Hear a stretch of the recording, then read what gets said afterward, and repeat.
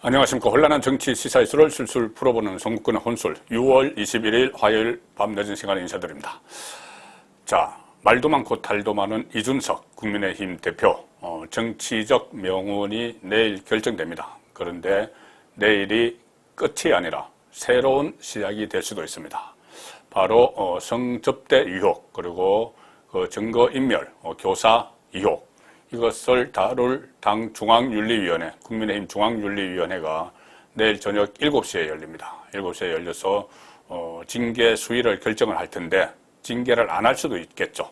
자, 그래서 이 성상납, 증거인멸 교사 의혹에 대한 징계심의 이 당에서 어떤 결정을 내릴지 예의주시하고 있습니다. 여러 가지 파장이 일어나기 때문에 일단은 그 현직 당대표에 대한 징계 절차가 진행된다는 것, 이 사실 하나만으로도 사상 초유의 일입니다. 그래서 윤리위가 상당한 부담을 또 가질 것도 같은데, 지금 윤리위가 만약에 징계를 어떤 식으로도 결정을 하게 되면은, 상당한 이 후폭풍이 일어날 가능성이 있습니다. 특히, 그 이준석의 지금까지 보였던 행태로 보면은, 그냥 순순히 받아들이지가 않겠죠. 징계가 이루어진다면은, 징계를 아예 안 하면 몰라도. 자, 그러면은 강하게 반발을 하면서 또 방송에 나가서 SNS 활동을 통해서 또 국민의힘을 난장판으로 만들어 버릴 겁니다. 아마 그렇다고 그런 것을 우려를 해서 윤리위원회가 징계를 안 할 것이다. 그런 이 분석도 나오는데 그러면은 오히려 상처를 더 곪게 하는 것이죠. 결정을 내려야 됩니다. 뭔가 결정을 내려야 됩니다. 자, 의혹들이 지금 불거져 있기 때문에 그냥 넘어갈 수는 없는 문제죠. 자, 그래서 지금 이준석은 어떤 혐의도 인정할 수 없다. 그렇게 주장을 하고 있습니다. 벌써부터 나는 징계, 경고거리도 안 된다. 4단계가 있는데 경고거리도 안 된다. 그렇게 이야기를 하고 있죠. 자, 그러면 만약에 이준석이 징계를 받으면은 또 자기 전당대회가 원래 6월에 당대표를 새로 뽑는데 그것이 조기 전당대회, 한두 달 사이에서도 또 당권 경쟁이 벌어질 수도 있는 여러 가지 이 후폭풍이 있기 때문에 그것을 한번 정리를 해보겠습니다. 일단 내일 윤리위원회 열리는데 윤리위원은 9명입니다. 9명인데 그러니까 과반수, 5명 이상이 참석을 해서 과반수가 의견을 모으면 그걸로 결정이 되겠죠. 이게 의견 일치가 안 되면 투표를 하게 될 테니까요. 9명 다 참석을 하게 되면 5명 이상의 의견을 따르게 되고 이 5명만 참석을 해도 일단 회의는 진행이 되죠. 그러면은 3명의 의견에 따라서 결정이 됩니다. 자, 그런데 위원장이 이양희 성균관대학교 교수인데, 과거 박정희 시절에 40대 기술원 해서 이 신민당 국회의원이셨죠. 유명한 그 정치인 이철성 전 민주당 대표의 이 딸입니다. 자, 그래서 정치인 집안이죠. 그리고 UN 인권 특별 보고관으로 활동을 많이 했고, 자, 이양희 당 중앙윤리위원장은 작년 10월에 임명이 됐는데 이준석이 발탁을 했습니다. 지금 이준석 대표가 발탁을 했죠. 자, 그리고 9명의 위원은 지금 이양희 위원장이 7명, 그 중에서 9명 중에서 7명을 직접 이렇게 골라서 선임을 한 것으로 지금 알려지고 있고, 2명은 2030 세대, 그쪽에 몫이 돌아간 것 같습니다. 그러니 7명이 이양희 위원장이 선임을 했으면 대부분 학계나 아니면 어떤 전문가 그룹이죠. 정치권 밖에 있는 현재 국민의힘 소속이 아닌 그 사람들로 구성이 되어 있습니다. 그렇다면은 아무래도 이양희 위원장이 선임을 하고 했기 때문에 이양희 위원장의 입김이 크게 작용을 하겠죠. 자, 그런데 이양희 위원장은 지난번에 미국의 학회 문제로 체류를 하다가 귀국을 했습니다. 귀국을 하는 사이에 그 사이에 이준석 대표가 윤리위가 나를 심판할 자격이 없다 이렇게 하면서 또 나는 징계거리도 아니다. 왜 윤리위원회가 갑자기 징계 절차를 시도하는지 모르겠다. 이렇게 여러 가지 불평불만을 쏟아냈죠. 거기에 대해서 이양희 위원장이 중앙윤리위원회 명의로 입장문을 냈습니다. 그리고 끝에는 위원장 이양희 이렇게 했죠. 거기서 이 당 사무처가 이 이준석 징계 절차를 준비하는데 비협조적이다. 기조국에서 당 대표가 지금 징계를 받게 되니까 그런 것을 지적을 했고 또 정치적 논쟁거리로 이 윤리위를 만드는 데 대해서 강한 불만을 표시를 했습니다. 그래서 이준석이 이양희를 위원장으로 발탁을 했지만 뭐 다른 사람 청구를 받아서 했겠죠. 그렇지만 이양희 그 위원장은 강경한 입장인 것으로 지금 알려지고 있고 특히 이준석의 언론 플레이 여기에 대해서 또 상당히 실망을 한 그런 분위기인 것 같습니다. 그리고 그렇게 되면은 이양희 위원장이 선임한 7명도 그런 인식을 갖게 될 가능성이 많죠. 그러면은 절대 과반수이기 때문에 상당히 이준석 그 대표 현재로서는 위태롭다 그렇게 보입니다. 그리고 일단 경우에서는 5가지입니다. 5가지. 하나는 징계를 아예 안 하는 경우죠. 아예 안 하는 경우, 그냥 좀 안 하거나 좀 유보를 하는 경우. 지금 아직 사법적 처리를 판단을 안 받았기 때문에 사법적 판단을 안 받았기 때문에 나중에 경찰 수사 이후로 미룰 수도 있습니다. 이것은 고소 고발이 된 사건이기 때문에 이 경찰이 수사에 지금 착수를 하고 있죠. 바로 모레 성접대를 했다는 그 인물을 참고인으로 조사해서 경찰이 조사를 합니다. 그 김성진 아이카이스트 대표 지금 다른 범죄 혐의로 수감 중인데 경찰이 모레 참고인으로 불러서 이준석에게 성접대를 했느냐 이것을 조사를 하게 되죠. 자, 그래서 만약에 징계를 안 받을 수가 있는데 이 경우에는 당 차원에서 일단은 면죄부를 받는 격이 되겠죠. 그러면 이준석은 당 안에서는 다시 이 힘이 살아납니다. 살아나면서 봐라, 이거 내가 떳떳하지 않느냐 그렇게 치고 나가겠지만 경찰 수사가 남아있죠. 징계를 안 받더라도. 그러니 어떻게 보면은 이준석 입장에서는 오면이 꽉 막힌 그런 상황입니다. 자, 나머지 징계를 받게 되면은 4가지 경우의 수가 있는 것이죠. 제일 강한 것이 제명입니다. 제명. 아예 제명을 해버리는 거. 그 다음에 탈당을 권유하는, 탈당 권유. 또 당원권 정지, 경고, 4가지 형태로 되는데, 지금 당 안에서 이준석의 우호적인 그 의원들은, 징계를 하지 말아야 된다. 이런 이야기까지 하고 있습니다. 가령 김기현 의원은, 이준석 대표와 가까운 사이죠. 김기현 의원은 오늘도 라디오에 출연해서 자, 수사 진행 결과를 봐야 무엇이 실체인지 알 수 있을 것 같은데 윤리위가 개최되면서 계속 논란이 되고 있는 것 같아 막연하게 유튜브에서 뭐라고 했다는 것으로 증거를 삼을 수는 없지 않겠나 이렇게 이야기를 했지만 자, 유튜브 가로세로 연구소를 이야기하죠.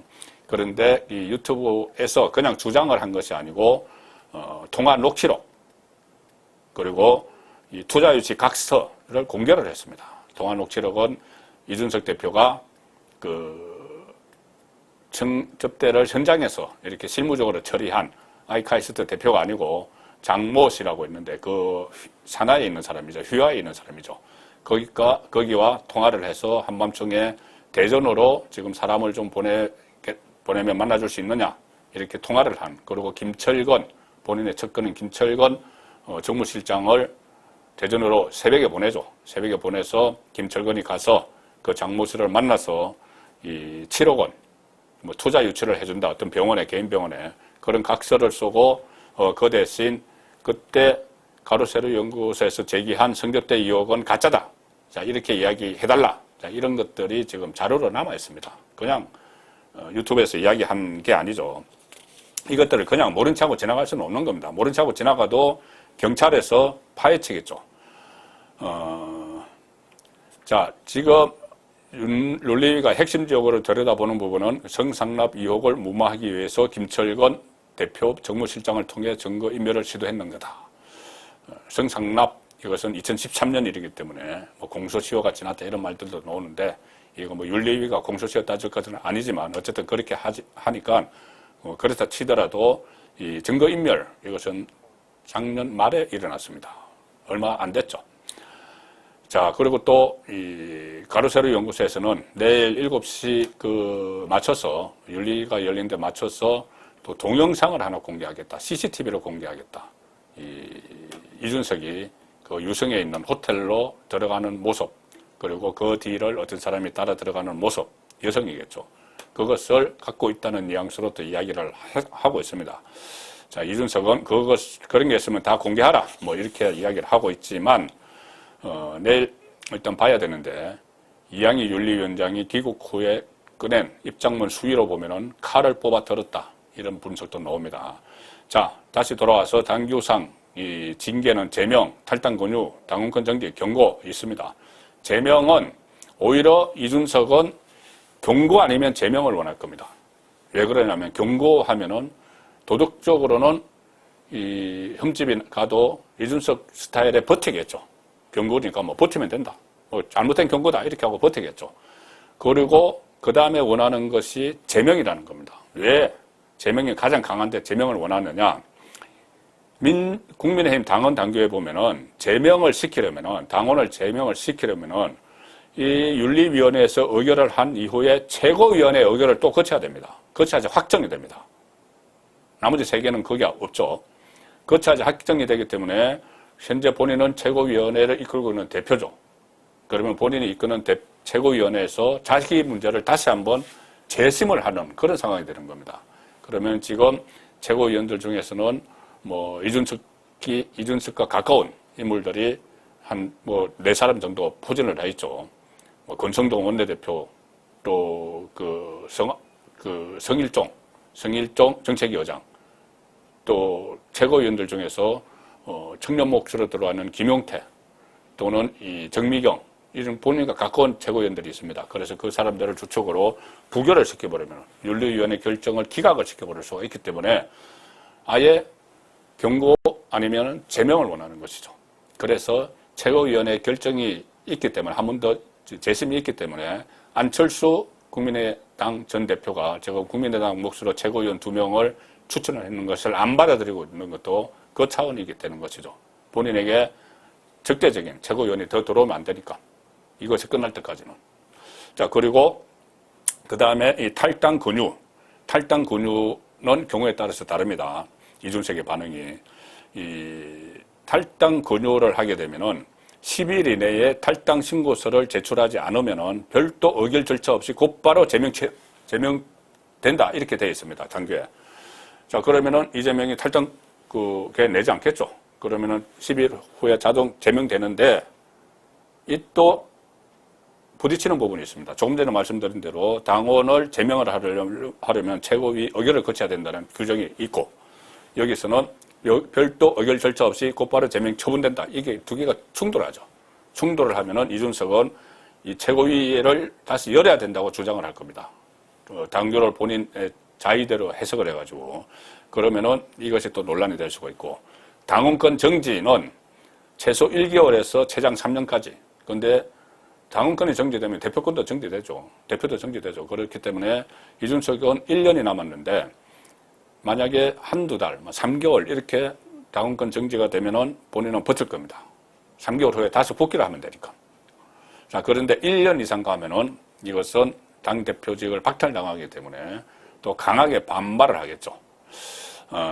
가장 낮은 경고도 리더십의 타격은 받지만 이준석은 일축을 하면서 이거 잘못된 경고다 하면서 버틸 겁니다. 그리고 경고가 아닌 제명, 탈당 권유, 당원권 정지가 나오면은 이준석은 아마 행정소송, 가처분 신청, 이거 모든 방법을 다 동원을 하고 정치적으로는 또 라디오에 출연을 해서 SNS를 통해서 탄압받고 있다. 이렇게 주장을 하겠죠. 만약에 내년 6월로 예정된 임기를 채우지 못하게 되면은 당권 경쟁이 조기에 점화하면서 빅뱅이 일어날 수도 있는 그런 상황인데 사실 이것이 윤석열 정부 초기에 이런 논쟁거리가 벌어지는 데 대해서는 바람직하지 않다. 그런 측면도 있지만 정리할 것은 빨리 조기에 속전속결로 정리해야 된다는 의견도 있습니다. 그래서 윤리위에 혹시 다른 보이지 않는 손이 작용하지 않을까. 자, 그것도 궁금하시죠? 일단 윤리위원들은 당 밖의 인사들입니다. 전문가, 학자 이런 사람들이죠. 이양희 위원장부터. 그런데 당의 윤리위원회이기 때문에 딱 이것만 가지고 볼 것인가. 또 윤리위원들에게 이런저런 의견들이 막 들어갈 겁니다. 보이지 않는 손이라고 표현을 할 수 있는 정도의 세력도 개입을 할 가능성이 있죠. 그것을 들어주느냐 맞느냐는 별개의 문제로. 자, 그런데 현실적으로 당 전체, 이준석에 대한 당의 전체 분위기도 다 파악을 해서 판단의 기초로 자료로 삼겠죠.